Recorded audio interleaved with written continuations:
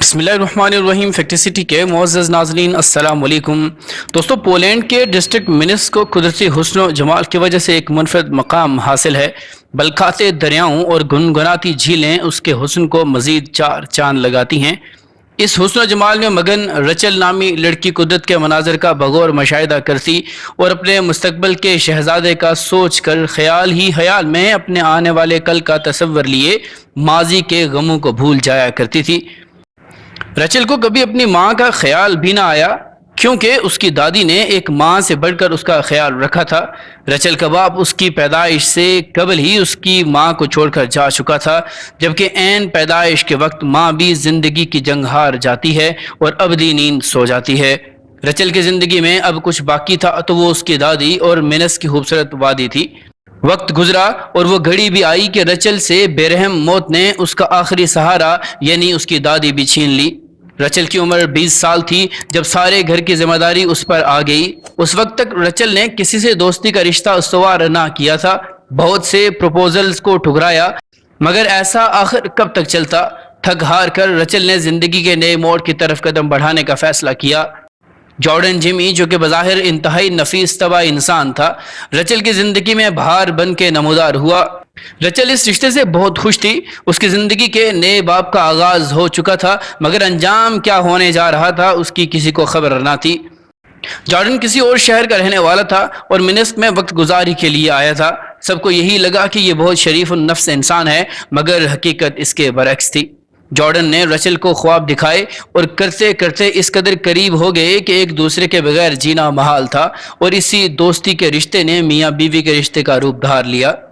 Jordan چونکہ مستقل مزاج نہیں تھا اور شوہر کے اعتبار سے ذمہ داری پوری کرنا ایسے انسان کے بس کی بات نہیں، جارڈن کو شبہ ہوا کہ رچل جیسے ماں بننے والی ہو۔ جب اسے یہ بات کنفرم ہوئی تو اب اس نے رچل سے جان چھڑانے کا فیصلہ کر لیا، مگر یہ سب اتنا آسان نہ تھا۔ کرمنل مائنڈ انسان یعنی جارڈن کسی بھی قیمت پر رچل سے جان چھڑانا چاہتا تھا، چاہے اس کے بدلے میں رچل کی جان ہی کیوں نہ چلی جائے۔ جارڈن نے فیصلہ کیا کہ وہ کسی بہانے سے رچل کو جنگل لے کر جائے گا اور اس کی جان لے گا، تاکہ کوئی اس کو بچانے والا بھی نہ ہو۔ جارڈن نے اپنے پلان کے مطابق سب کیا۔ پھر کچھ ایسا ہوا جسے سن کر آپ بھی حیران ہوں گے۔ رچل کی جان لینے کے لیے جارڈن نے ایک گھڑے کا انتخاب کیا، اور گھڑا بھی ایسا تھا جس میں سانپوں کو چھوڑا گیا۔ جارڈن نے رچل کو دھکیلا اور اس خیال سے وہاں سے چل نکلا کہ اب اس کی موت یقینی ہے، مگر قدرت کو کچھ اور ہی منظور تھا۔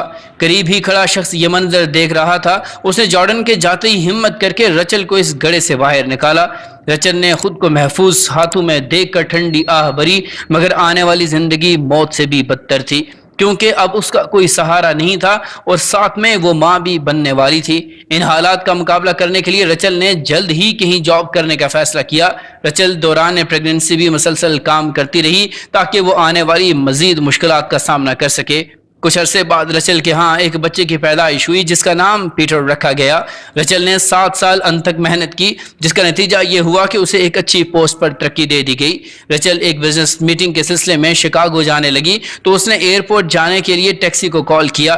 رچل ٹیکسی میں بیٹھی تھی اور سفر پر روانہ ہو جاتی ہے۔ دوستو، زندگی ایک گھن چکر ہے اور کہتے ہیں زمین گول ہے۔ کوئی نہیں جانتا تھا رچل اور جارڈن یوں آمنے سامنے آ جائیں گے۔ رچل نے گاڑی کے شیشے میں دیکھا اور ڈرائیور پر نظر پڑی اور ایک دم چونک گئی۔ جارڈن اپنے کیے پر نادم تھا، مگر وقت اب اس کے ہاتھ سے گزر چکا تھا۔ معافی مانگنے کے باوجود رچل نے یہ کہہ کر انکار کر دیا کہ تم ان 7 سالوں کی قیمت چکا سکتے ہو جو میں نے سسک سسک کر گزارے ہیں۔ یہ کہتے ہوئے وہ ایئرپورٹ کی جانب بڑھی اور اپنی راہ لے لی۔ دوستو، آپ کے اعمال حالات بن کر کبھی نہ کبھی ضرور آپ کے سامنے آتے ہیں، اس لیے کچھ بھی کریں تو نتائج کے لیے بھی خود کو ضرور تیار رکھیں۔ امید ہے کہ ہماری آج کی یہ ویڈیو آپ کو ضرور پسند آئی ہوگی۔ ویڈیو پسند آنے کی صورت میں لائک، شیئر اور کمنٹ کر کے اپنی آراء سے ہمیں ضرور آگاہ کیجیے گا۔ ملتے ہیں اگلی ویڈیو میں کسی نئے ٹاپک کے ساتھ، تب تک اپنا اور اپنے سے منسلک تمام لوگوں کا خوب خیال رکھیے گا۔ فی امان اللہ۔